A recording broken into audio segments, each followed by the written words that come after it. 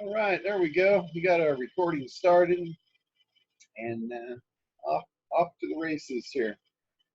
All right, it's February 6th already. Can't believe how the year is flying through. It is stacking up to be a good year, though. All of the stuff that I talked about at the end of the year, I'm putting all that in play, and the results are really paying off.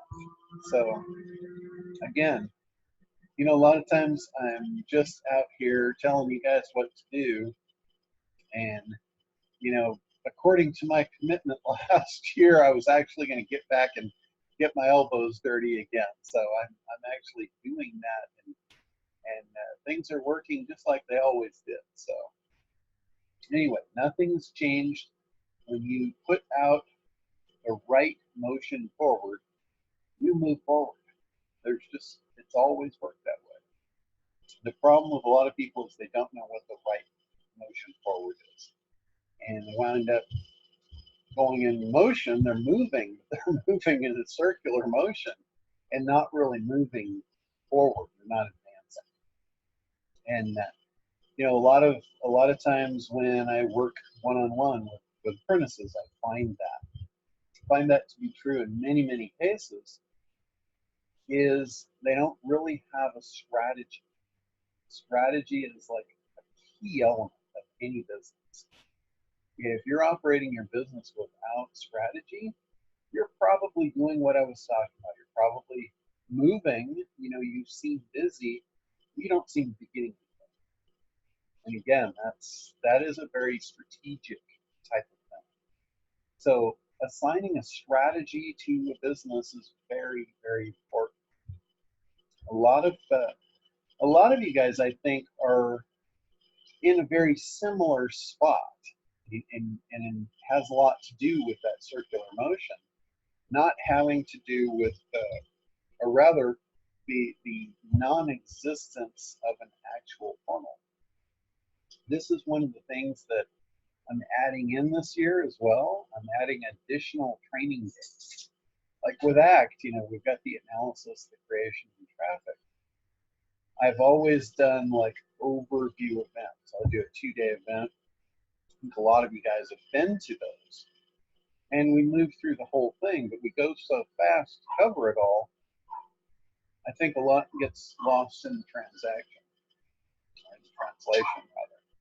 So I'm splitting it up this year, and I'm doing multiple 2-day events. One of them is going to be specifically based on funnels. You know, we're going to call it Funnel Camp. The 2-day event just focused on funnels. And then the other one, we're going to do another 2-day event specifically focused on traffic and scaling. And I know a lot of you guys think you're there, but if you don't have a funnel in place that is actually has the ability to take cold traffic and warm it up and turn it into sales, you're not there yet. You're not ready for traffic.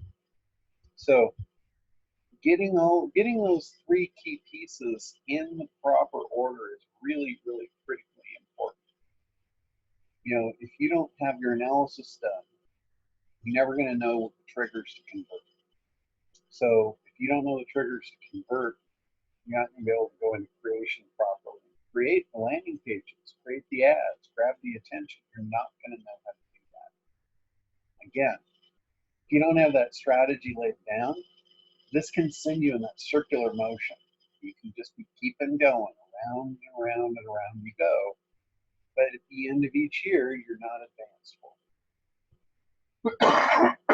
So that's what I want to kind of focus on this year, is getting as many of you as possible advanced forward down there. And it's going to take a funnel. I can guarantee you it's going to take a funnel to do that. And when I say a funnel, what I mean by that is it's a sales process. That's all a funnel is a sales process. It's a fancy word. You know, we talked about unique mechanism. A lot of the words that you guys are familiar with from a marketing standpoint, including SEO. SEO is a made-up word. That did not exist 25 years ago. When I came into the business, we didn't even know what to call it. Somebody put a label on it, and then now we have a new thing. That's the same thing with funnel, marketing funnel. Somebody put a label on it. All it really is it's a sales process. Some people, if you're in the sales training industry, you might refer to it as a script, a sales script. Whatever you call it doesn't really matter. It's a funnel, a sales script, a sales process, whatever. The thing is, you need one. If you don't have one, and what that is, it's a strategy. It's a strategy for how you close sales. It's a strategy from end to end. It goes from initial point of contact. How do you grab someone's attention? A lot of you guys refer to that as an elevator speech. You go to marketing events and you find out, everybody grills you on how the importance of having an elevator speech. That's the front end of a funnel. If you don't know how to talk to people and tell them what you've got and grab their attention, you're dead in the water. If you don't know how to do that, you're done. You're not even started. That is the key thing. Now, anything that works in the real world, you can digitize. That's where you can create a marketing funnel online, and you can automate it. That's where we get the freedom that we often talk about. I refer to freedom a lot, because freedom is when you can have something working, doing what you would have normally done without your intervention. That's where you get freedom. Getting things done that make money, getting things done that take time, automating those processes, that's how you get to freedom. Not to say that you're not going to work your ass off to get there. I've had several people tell me just recently, they've made comments to me, and they're like, you always talk about this freedom, but you seem to be awfully busy right now. Like, they're trying to schedule with me, and there's no time slots available because I'm just so chuck full on my schedule right now. And they're kind of poking forks at me, going, yeah, for somebody that talks about freedom so much, you seem to be awfully busy. Here's the deal. That has been traditionally through my entire life. I will be very busy. They talk about doing the things that no one else will do, so you can have the things no one else can. That's what I'm talking about. I am working, much harder than I typically do right now to set things up, that's going to be a domino effect in the future. So that's the thing. Don't think that any of this is easy and there's not hard work involved. But back to that whole thing of forward motion. If you're working hard in order to automate things so you have a better future, that's hard work worth doing. If you're just busy and you're not getting anywhere and you're busy not creating automation for your future, you're chasing your tail, and you're going to do that forever. It's not going to get any better. You're not going to hit any point where you can say, oh, well, look at what I've done. Look at what it's doing for me now. That's strategy. You guys, I can't tell you how important that is. It's like that's the thing that you want to aspire to, is how do you set that up? How do you focus on what is going to generate money and generate automation for your future? If there's stuff that you're doing repetitively, like if you're doing things over and over and over, you can automate that. If you're repeating a process, you can automate that. This is especially true with sales processes. Now, you have to work hard in the beginning. You've got to do those one-on-one. You've got to get out. You've got to communicate with people. You've got to do the work to figure out what are the triggers. What are my ideal clients interested in? You've got to do that work. That is work that's moving you forward if it's attached to your strategy. You're doing that work to figure out what can I say repeatedly that's going to move somebody to action. You're doing that for a purpose to automate it, that's moving in a forward motion. That's what I consider forward motion, not chasing your tail. So anyway, back to funnels. You know, we're going to do that funnel camp. An automated marketing funnel is probably going to be one of the most important key factors to creating freedom, because you don't want to do sales over and over and over. You don't want to go through that process, you know, unless you're a face-to-face salesman and that's what makes you happy and that's your job and that's just what you want to do. I would prefer to refine that process and then automate. One of the ways that I've been doing that over the last, you know, several years is doing it through webinars. You know, you might do it on stages. We've got, you know, somebody in the group, Melody, she teaches how to do that. She teaches how to get on stages and how to craft your message so you can come across and deliver it from stage. What we call that is one-to-many. That's automation. That is automating the sales process, doing it once and having a massive impact on the audience. The other way to automate that is to do it, like I said, from a webinar. You can literally do that performance once and have that webinar automatically doing that job over and over and over. I know you guys have all heard it. You've all heard the dream. You've all heard about get a website that'll make money for you while you sleep. That's true, and it's not. A website itself doesn't do that. A marketing process does that. So if you don't create a website, that's creation. If you're not creating based on your analysis, that is not going to happen. All you're going to get is you're going to get a website, you're going to get a bunch of expenses, and it's not going to do what you want it to do. You know, it's not what you came to the party for. So anyway, guys, if there's anything that's particularly of interest to you, feel free to hop out, you know, just unmute. You can ask questions. I'm just talking about this stuff because I feel it's really, really important. And it's going to be based on a couple of the events that we're going to be doing throughout the year, talking specifically about creating these marketing funnels and then driving traffic to them. Yeah, go ahead, Gregory. Thank you. So the evolution is coming in. I'm coming up to completing my 5th month on YouTube. Subscriptions are going up. My retention rate is going up. It went up a minute, so it's up from 2.5 minutes to 3 minutes in the last couple of weeks. A little bit of a dilemma. Revelio, remember that? Yeah. Okay.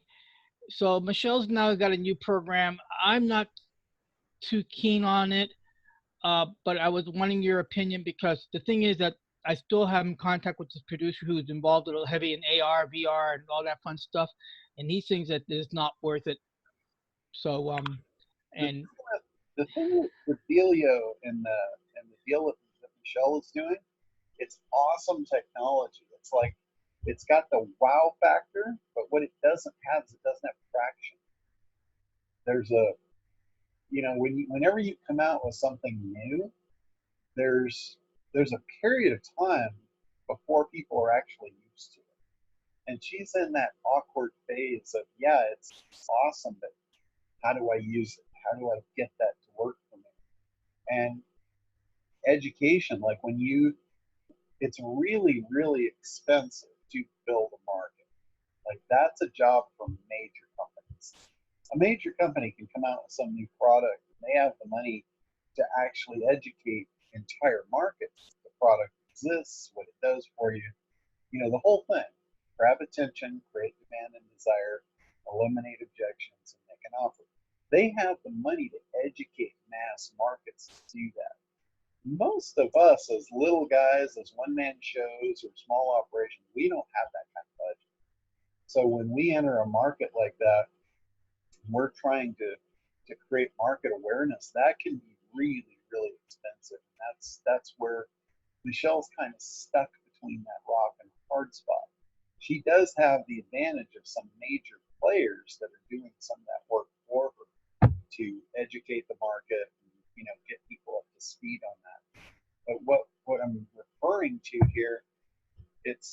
technology where you can have an app on your phone and scan a book or a business card or any image or something that is programmed will activate a video pop up and automatically play. So for instance, if you had, like, let's say your picture, if the VR was recognizing your picture and your picture was on your business card, you scan the phone across the business card and then up pops a video of you talking about your business. Same thing with a book or a record or anything like that. You might scan a record, or I don't even know if they have records anymore. I'm starting to show my age here. But you scan a music label or an artist, and all of a sudden they pop up playing their song, something like that.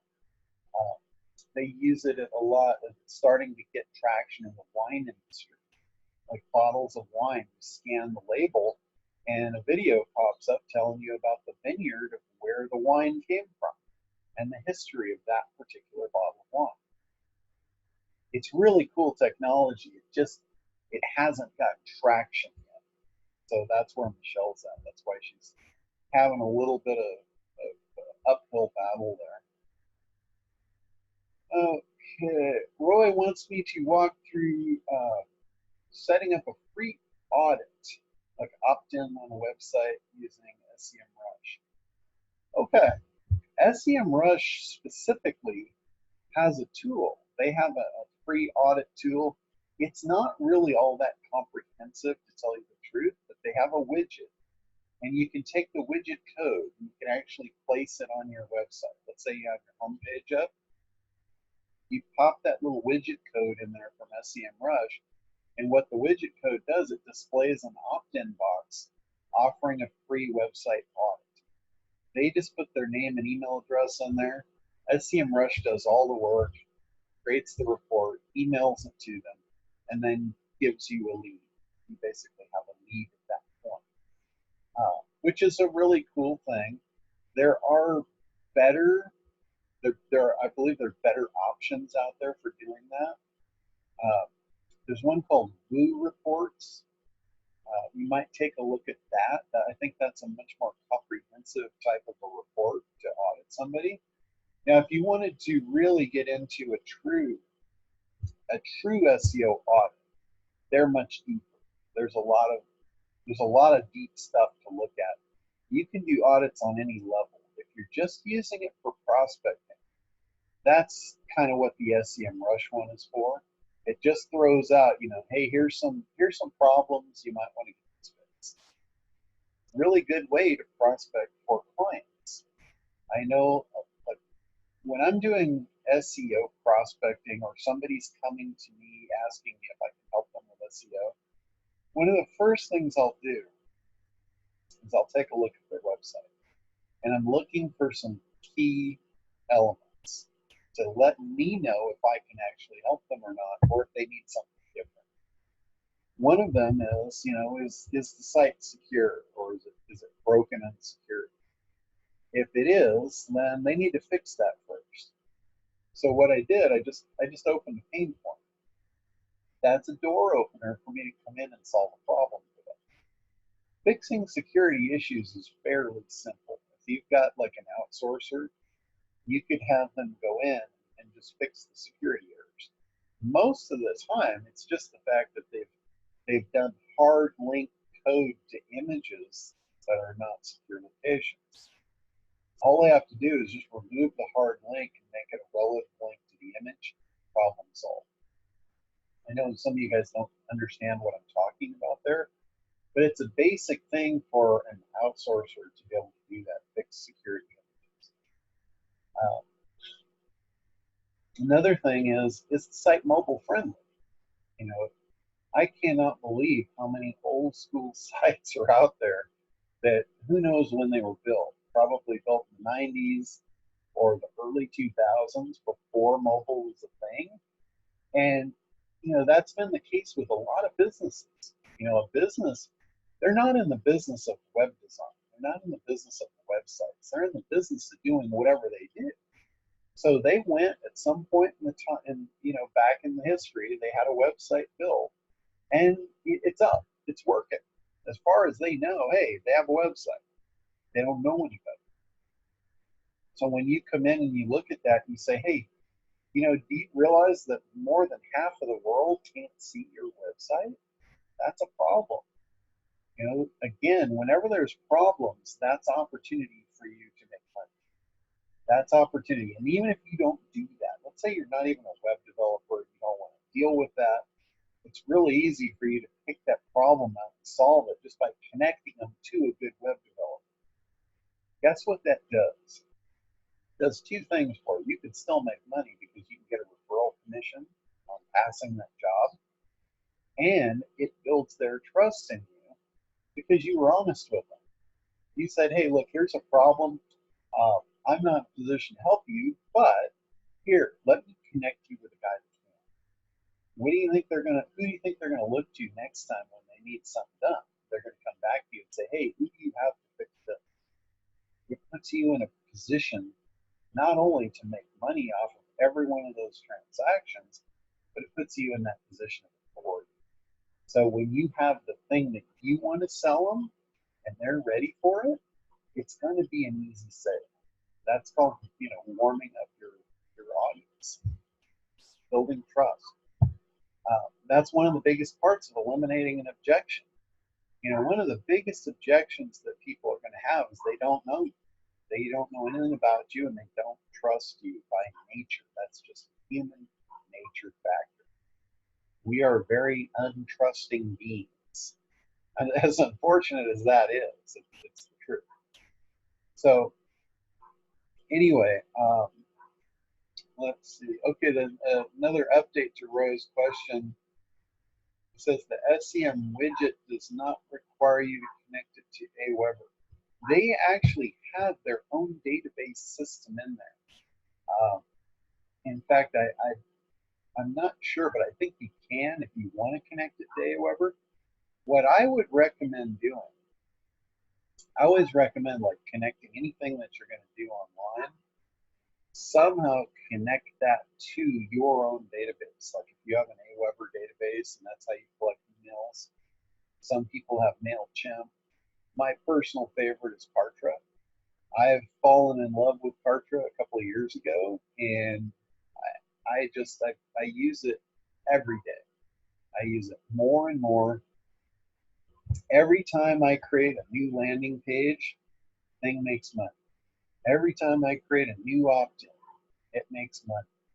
And it's so easy to do that with Kartra. It's literally, once you have a process up, let's say you build even a rudimentary funnel inside Kartra, which you can build a rudimentary funnel in an hour. You literally can. You can set up a database, you can set up an opt-in, you can set up a landing page that somebody opts in for something, and a thank you page and a follow-up email. You can literally put those pieces together inside Kartra in about an hour. And at that point, you have a rudimentary front-end funnel to generate leads. Now, naturally, in any funnel, you know funnel equals sales process. The generating leads is on the front end. That's that grabbing attention, initial introduction. You need to take it to the next step. You know, the funnel, think about a funnel as dating. You know, you're in a dating process. A sales process is very, very similar to a dating process. Think about it. There's an initial meeting. You know, you meet the person, and you're going to make a decision whether they have something you want. You know, is this a person that you want to get to know better? And if it is, you're going to try and take that to the next step. You're going to try and get back together with them at some point in the future. Same thing with a sales funnel. If you don't do that, if you cannot get back together with that person, your sales process ends. And if you didn't get the sale, it's game over. It's very, very similar to the dating world. I mean, they follow a parallel that's almost identical. It's uncanny the way it fits together like a puzzle. So anyway, that rudimentary funnel on the front end, that's the first piece of any funnel. You know, it's typically, sometimes they call it a lead magnet. It's an introduction. It's a, hey, here's who I am, here's what I've got, here's what it'll do for you, here's what I want you to do next. That formula is very powerful. If you think about that formula on the front end of your marketing funnel or your sales process, that is an incredibly powerful formula. The introduction, here's what I've got. Here's what it's going to do for you. You immediately move it to them. This is, you know, you're not important. The only reason you're throwing out what you've got is so you can connect it to what it's going to do for them immediately. At that point, you say, here's what it's going to do for you. Here's what I want you to do next. And that is get the free thing, you know, whatever it is. You might say, you know, let's say you're meeting somebody and you have a 5-step process for how to buy something. Like, let's say somebody's going to buy life insurance. I'm just grabbing some random example off the top of my head. Let's say it's life insurance. You're a life insurance salesman. When you talk to somebody, and again, you got to talk to the right person. You got to be in the room with somebody that's going to want life insurance or need it or whatever. But if you open the conversation with, hey, I have this 5-step process for buying life insurance. What it's going to do for you is it's going to make sure you don't get ripped off. It's going to make sure you avoid the common mistakes that most people make when they're buying life insurance. Now, all of a sudden, that thing I just talked about, that 5-step guide, all of a sudden, that thing just became very important to that person. Not because of me, but because what it's going to do for them. So that's the process. That's the formula. Here's what I've got. Here's what it's going to do for you. Here's what I want you to do next. Go to my website, put in your name and email address, and download this thing. It's going to save you thousands of dollars. Again, tying it back to them. That is a really good beginning of the sales funnel. You have to figure out what's important to them. That goes back to analysis. When you're creating your sales funnel, you need to know these things going in. We can't jump in and start building a sales funnel if we don't know what's important to them. If we don't know what they want or why they want it. It'll be really hard. Again, it's going to be back to that thing I talked about at the beginning of this call, chasing your tail. You're going to be looking really busy, it's not going to be moving forward. You've got to figure out what they want and why they want it, why it's important to them. So anyway, that's that's the first part of a rudimentary funnel. If you don't have that piece, if you don't have a way to get them to opt in, think about it, we have no way to advance them to the next date. Again, it's back to the whole dating thing. That first piece is just the first step in the relationship. Now, one thing that a lot of people will screw up, and I see this not only in business but also in personal, they ask for too big of a commitment, and it kills the deal. In dating, too big of a commitment is meeting somebody for the first time and asking them, hey, you want to have a dinner date with me tonight? I'll pick you up at 8. That's a big commitment. Think about it. The person on the other end, they got a lot of decisions to make. They got a lot of decisions like, wow, do I really want to have this person pick me up and be in their car and be held hostage till they want to bring me back? That's a big commitment. Think about a smaller type of an ask at that particular point in the relationship. Hey, how about we meet for coffee at Starbucks? That's a small commitment. That's, they're in their car, you're in your car. If things go south, they just leave. Very small, bite-sized commitment. That's what you want to think about your sales process. How do you get them to the next step without a big commitment? How do you do that? Like a webinar. If you take somebody that you just met and you invite them to spend an hour on a webinar, that's a big commitment. That's a dinner date. You might not have deserved to ask for that yet. So you need some buffer in between. So one of the things that I like to do in that process to smooth that out and make it in more bite-sized chunks is when I give them the free thing. I give them the free thing, whatever it was, the 5 things they need to know about life insurance. And then after I deliver that to them, I tell them, I say, hey, by the way, next week I'm doing a webinar and I'm going to cover all the different stuff about this. But before you decide, I'm going to send you some stuff to show you why that's going to be important.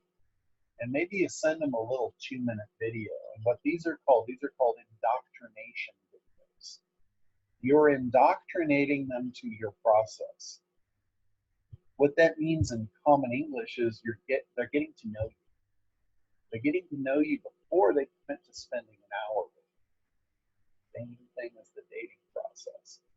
This is the coffee at Starbucks, 2-minute video. In the 2-minute video, you give them a little clip of what they're going to get out of the hour video.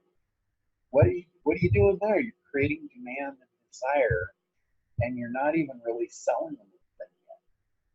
You need to get them onto that webinar. If they don't show up for that webinar, your dinner date's shot. You're not going to the next step. You're not advancing to the next round.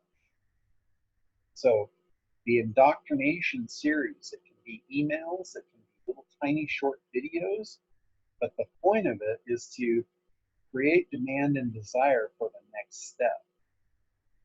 Another thing about that, creating demand and desire, there's no better way to do that than advancing them down their timeline. Again, this is back to the analysis step.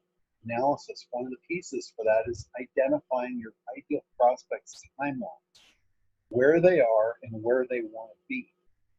When you can advance them, when you can give them free stuff to advance them closer to their outcome, their desire to work with you goes through the roof. Every step they take and they get closer to it, their demand to move the rest of the way goes up, and also their willingness to pay more goes up as well. So if you're selling a high ticket item, you need to be doing this process. If you're going to try and sell, a $2,000, $10,000, $20,000 item, this is going to be a longer process. You're going to have to move them down the timeline so they can actually envision the goal, the end. They have to know that what you're going to sell them is going to get them what they want and how important that is to them. And that's where we 3-dimensionalize benefits. We forecast them into the future of actually experiencing the outcome of the thing, whatever it is. In life insurance, the outcome of the thing is bad for them because they're going to die. But the reason they're buying it is not because of that. That's a given. We're all going to die. We know that. They're buying the life insurance for what it's going to do for the ones they love. So if you can forecast them into the end and you paint the contrast of without this, your spouse and your kids could be put in a very bad position. Do you really want to do that to them? You're putting them at a point there, you're pulling on emotions. And then you take them to the desired outcome of here's what it's going to be like with this. Yeah, everyone's going to be sad. There's no way around that. But they're going to be taken care of. They're not going to lose the house that you put them in. They're not going to, they're not going to be on the street. All the things that should be important to them, you're forecasting them into the desired outcome of why they want the thing to begin. So that's all part of the process. You can't really do that again, back to analysis. I always wave back to analysis, but it's so important. You got to get that shit figured out. If you don't, creation is going to be a very difficult realm for you. Because if you don't create in the way I'm talking about, if you're not doing those 4 things, if you're not grabbing attention effectively and creating demand and desire for whatever it is you're trying to sell them, eliminating objections and making the offer, if you're missing any one of those pieces in creation, you're missing both. You're not going to convert. And here's the thing, I'm going to transport you to the traffic realm for a minute, just so I can show you why that's so important. If you don't convert properly, your traffic is going to be very expensive. When you get to the traffic point, traffic costs money. I don't care. You know, a lot of people say, oh, there's free traffic sources. Bullshit. There's no free traffic sources. Traffic is going to cost you. It's going to cost you either time or it's going to cost you money. You know, people say SEO is free. That couldn't be a bigger crock of bullshit than I've ever heard. SEO takes time. Unless your time is worth nothing, that costs money. You know, if you guys are looking at time not being worth money, that's back to spinning your wheels. You're going to wind up doing a lot of things, not getting anything. So you have to relate time to money. Everything you do, if you're doing things in your business that is going to generate future income, that's moving forward. If you're not, if you're giving your time away free and not valuing it, and you're doing things that don't have any future value, you're chasing your tail, running around in circles. So that was one of the things. Chris had the light bulb go off this morning about that one. You know, I've had that conversation with him and amongst many people. You know, he's in good company there. But you know, that's something that you always want to think about. Okay, let's see. Let me look at my questions. We got a bunch of questions here. Okay, Russ wants to know, are you hosting these landing pages and how are you driving traffic stuff? Okay, any page has to be hosted. You can host them on your own website. You can create pages on your own website that are everything I'm talking about. You can also create these pages in Kartra or any web development program, any landing page program. It doesn't really matter, but yes, every page that's publicly available it's got to be hosted somewhere. So generally, I'll either have them on my own web page, or I'll have Kartra pages in my Kartra account. And then, how do you drive traffic to them? There is numerous ways. I don't have enough fingers and toes to cover the ways that you can drive traffic to pages. But one of the things that I always look at is, where are we going? Back to analysis. Where's your person hanging? You know, if your person is a young person, I'm not going in Facebook because they're not there. You have to fish where the fish are. When it comes to traffic, that's you're fishing. And if you're fishing in empty water, you're not going to catch much. You know, if your traffic is people that are savvy and they're searching, then you better be in the search engines. You know, if they know to look for you and they're looking to solve the problem that you solve, you better be prepared to play the search game. Whether it's paid search or organic search, you better be there. If you're not there, you're just passing those ideal customers on to your competitors. You know, if your customers are business owners and they're in, you know, particular businesses, a lot of businesses use LinkedIn. A lot of them use LinkedIn for networking. You know, it's the new type of networking. Times are changing. People are becoming more introverted. Internet is allowing introversion to, you know, we don't have to go out anymore to meet people. How many people do you know today that met their spouse or whatever online? I know a bunch of them. If you rolled the clock back 20 years, I don't know anyone that did that. It's commonplace now to network online. So if your community, if your ideal customers are networking online and they're on LinkedIn, that's where you better be. That better be one of your traffic sources. So you got to really look at, you know, where you're fishing, where are the fish for you? So that's the deal with traffic. Okay, let's see. Chris says one of our challenges is that we capture a client's information and assessment. How do we structure them into one of three choices? And then that's somewhat of a, that can be a manual process, or you can automate that process too. Any place where you have an online form, you can have checkboxes. You can, you know, one of the survey. If you do SurveyMonkey, they'll allow you to ask a bunch of questions, and you can really kind of refine somebody down by their form fill as to what they might want. There's another product, Ryan Levesque, he created a program called Act. And I don't remember the database system that they used, but they had a system that they came up with, which was exactly for that. It's like an AD thing where somebody came in and started doing a form. And based on their form fill, it asked the next set of appropriate questions. So they could funnel them down and do exactly what they want. So you can definitely do that. Sales funnels online can be as complex or as simplistic as you want. So that's something.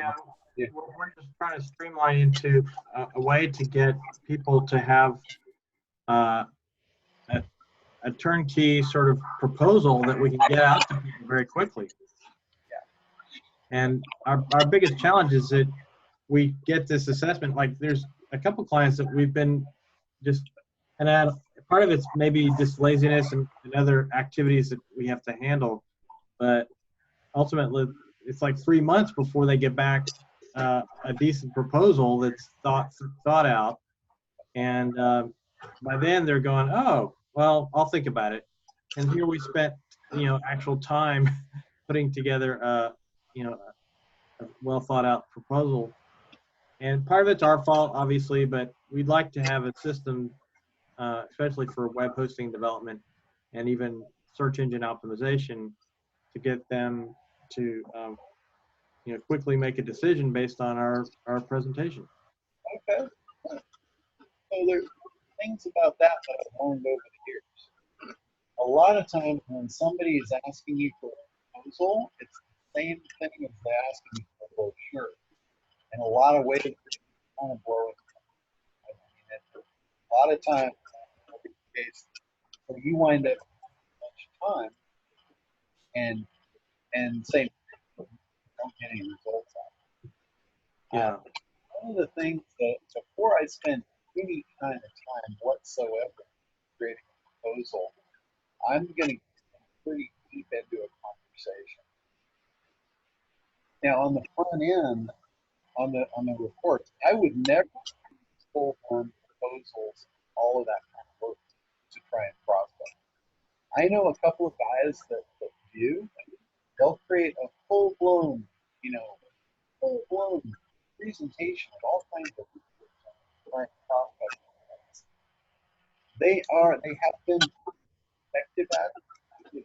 Incredible amount of research, and I'm crazy. You know, that to me is working entirely too hard. I'm more of some sort of, you know, step over the walls. Yeah, John, I can barely hear you. Richard, do you have your mic on? Because it's a hot mic. I'll mute Richard out there for a second. I know he had his hand up. We'll hit him up next. Okay. Yeah, that's better. But anyway, yeah, I would, myself personally, I do very few proposals. If I'm going to do a proposal, we're pretty deep in. We've already got a budget established. I mean, for me, what I've found in the almost every case is if you're creating a proposal without establishing it to an established budget of how much they want to spend, yeah, that's a dead end. You have to know, like I'll just flat out tell somebody, I'm like, I can't create a proposal for you. I don't know what to recommend if I don't know what your budget is. Because, and they get it. You know, if you have a conversation like that, you're communicating with them on that level, they're going to get it. Yeah. Give them an example, like I don't want to throw out a $20,000 proposal to you if you've got a $2,000 budget. You know, and by doing that, in the realm of that conversation, you're making subtle recommendations of what the budget should be. You know, if you phrase it like this, you say, you know, I don't know if you have a $50 budget or a $500 budget. What they're going to say is they're going to split it down the middle. They're going to say, well, what could we get for $250? Right. Yeah. How hard am I going to work for a $250 project? Yeah. I want to spend the next 4 hours to create a proposal for that. No. Yeah. So if you repurpose the question of, you know, I don't know, you know, if your budget is $20,000 a month or $5,000 a month. I don't know if you fit with, you know, where you fit on the scale. Now all of a sudden I've given them a scale to choose from. They're not going to come in and say, oh, well, my budget's 500, right? Right. They're generally not ever going to go to the lowest point. So if I give them a range between 5,000 and 20,000, they might come back and say, well, I think we need to keep within like the $7,500 range. And you say, okay, now that I understand that, I can put a fairly effective proposal together for you. Based on that, how soon do you want to move forward with this? Right. They say, oh, you know, this is probably 6 months down the road. What I'll probably tell them is, well, let's talk in 5.5 months. You know, when you're ready to talk, let's talk. Right. If they're ready to move on it Friday, then I'm going to say, well, yeah, we need to talk Thursday. So that's a sales process. What you're doing is you're asking questions that need to be asked to prevent yourself from being frustrated. Yes. So narrow them down on the assessment questions. Yeah, and you can do it in many different ways. You can come across as being very personable, or you can ask the same exact questions in a very pushy manner, and you can be seen as one of the pushy salespeople. Yeah. I never do that. I always pose the conversation in a different way, where I'm there looking at being helpful, not being pushy. I'm just trying to figure out, you know, how do I best serve you? I know if this project is 6 months out, 5 months from now, I might have different technology. I don't want to pre-frame this with something that's not going to be right for you at the time. Yeah. Yeah. So and see where it keeps you from spinning your wheels. You know, now you have something on your calendar for 5 months from now when the game's going to be serious. You can spend your time there accordingly to move forward. Right. Okay. Well, that's helpful. Thank you. Yeah, that's, you know, from a reseller perspective, that's definitely the way I would handle that for sure. All right, Richard, you had your hand up and we had you muted there, so want to come on out?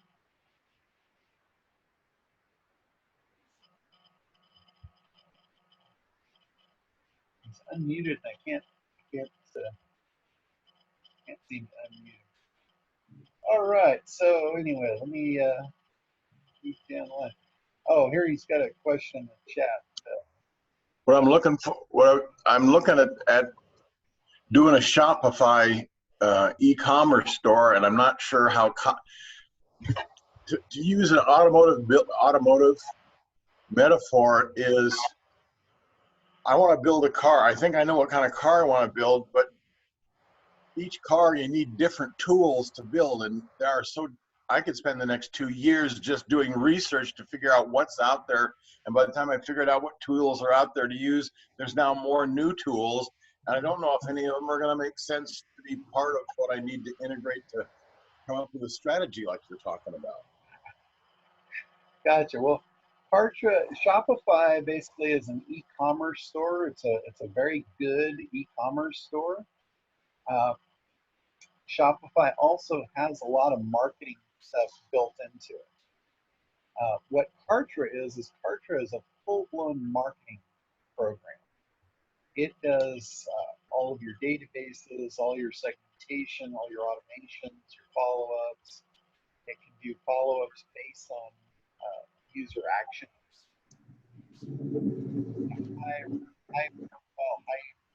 High-power marketing program. It's kind of like Infusionsoft, but it's easy to use. I always tell everybody it's what Infusionsoft always wanted to be. They just got it. Just never. Okay.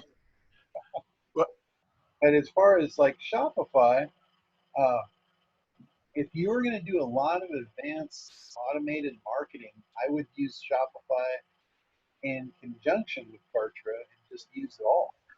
You know, inside Shopify, they're going to have ways for you to communicate with people about certain items and all that. That's great. But after buying that marketing end of things, there's an awful lot of stuff that you can do with Kartra really pipelines. So anyway, there's a lot of tools to any type of puzzle, but those are kind of the two. Think about Kartra. You can sell products in Kartra, but it's not a shopping cart. So a shopping cart is where you can go down the aisles and you can add stuff to your basket, and then you can see your basket. Kartra does not have that particular function to it. Got it. Product sales, like you can set up products for sale on landing pages, and you could put multiple products on there, just like it looks like a shopping cart, but it's missing that key functionality of a shopping cart of the basket, where you can add things to your basket, keep them in your basket, and all that. So I got it. Okay. Well, yeah. Well, I've just read a recent information that Shopify is apparently about to go after Amazon. They've spent $1 billion literally on infrastructure in the last year. They've more than, I mean, I think it's like almost doubled their sales to $3 billion last year, and they put it all into infrastructure. And they're giving all the little guys the tools to go after the Goliath of of Amazon, was kind of how it was put. I don't know if that's true or not, but if you're going to do it seems like I'd rather take a swing with Shopify rather than just giving it all to Amazon, seeing how the prices just keep going up and up and up and up. Yeah. Amazon stores, here's something to know about Amazon stores. They're a big empire. And whenever you have a big empire, you've got some evil under the hood.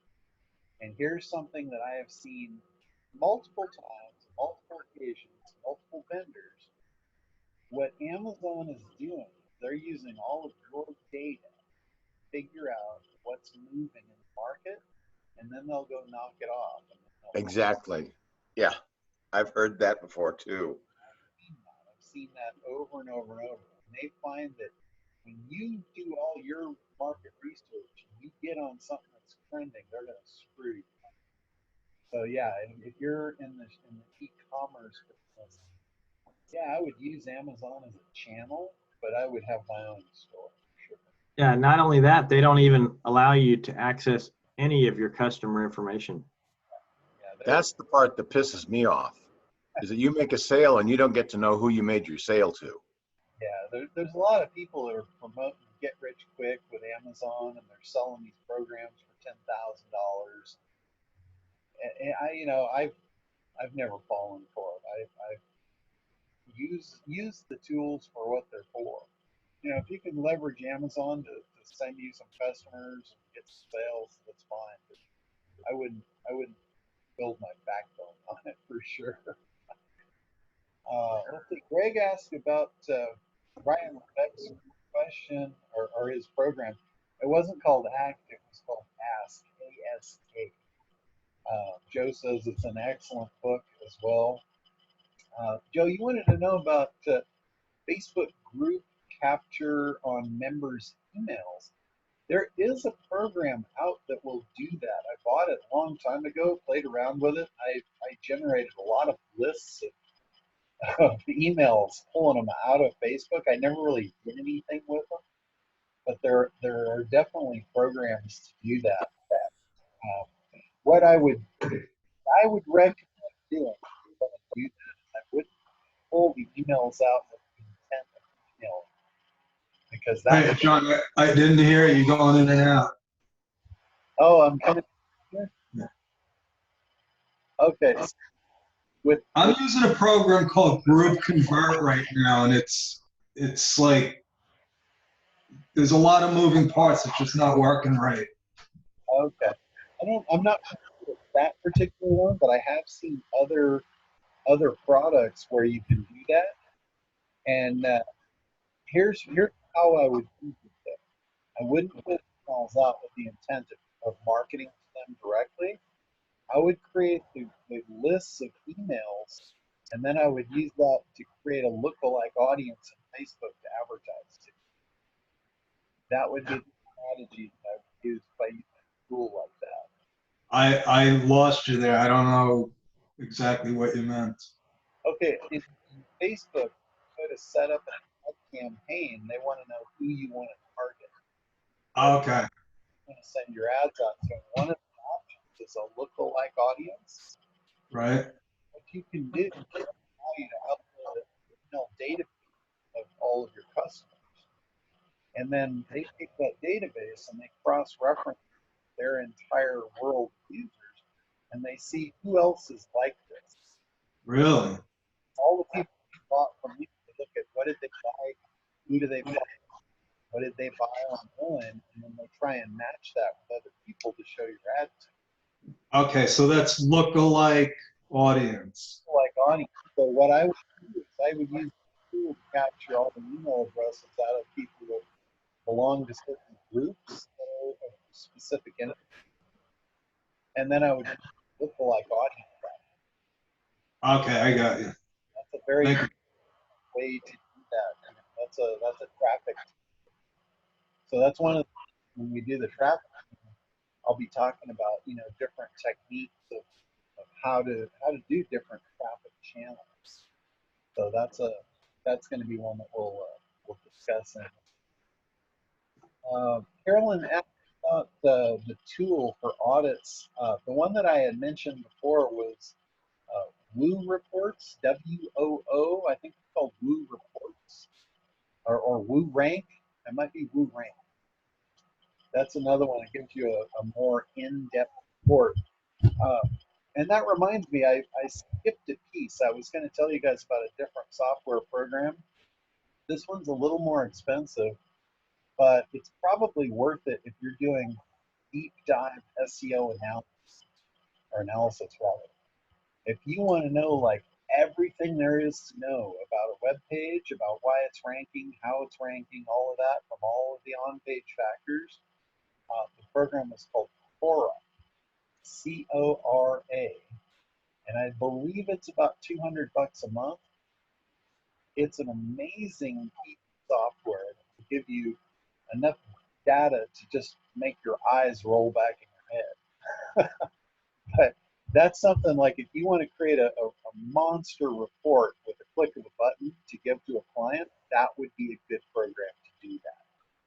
And what you can do is you can run the competitor, run the report on the competitor, you run the report on your prospect, and you can give them a gap analysis. You can show them, hey, here's who we're up against. This is the mountain that we're going to have to climb to get over to play in these guys. So that would be a really good tool for that particular thing. Let's see. Yeah, I think we're about the end of the questions. Anybody else got anything before we wrap up here? I guess I got a question. Is there a turnkey way to get more affiliates for Kartra platform and drive traffic to that type of landing page? Yeah, absolutely. For any of you guys that are into affiliate marketing, Kartra is a phenomenal program to sell. They have a lot of materials, and if you look online, they actually have free templates. I built 5 templates out in the beginning, and I got a lot of Kartra affiliate sales through giving the templates away. Like I created a membership site template, I created a lead gen template, created 5 different templates. And what I would do if I was out talking to a group or even one-on-one, I would find out like what they were interested in. Like for instance, I was talking to one group, and a big topic of conversation in the group was membership sites. And I could hear from the conversation the objections with how expensive they were, how complicated they were, and nobody knew how to do them. Nobody knew how to do all that. And I threw out to the group, I said, hey, I have a template. I will give this all to you for free. All you need is Kartra to run it, and here's my affiliate. And by giving the template out, that was my free lead magnet. What happened was I gave them the template code, I gave them my affiliate link to Kartra. They clicked on the Kartra link, they went to Kartra, they watched the intro Kartra video, and that video sold them on Kartra. So it was a very clean, simple process of another rudimentary funnel that actually made a lot of money.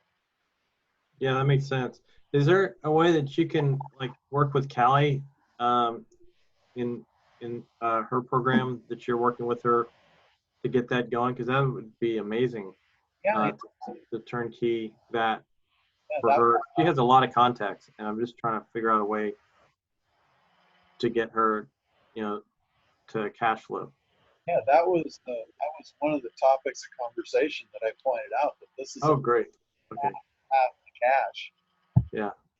I'm gonna talk again with her tomorrow, and Okay. I basically gave her a lot to chew on. Yeah. She's feeling a little bit overwhelmed right now, but she's doing great. But take a couple of days. We've covered a lot of ground here, and yeah, I am trying to steer her toward the money.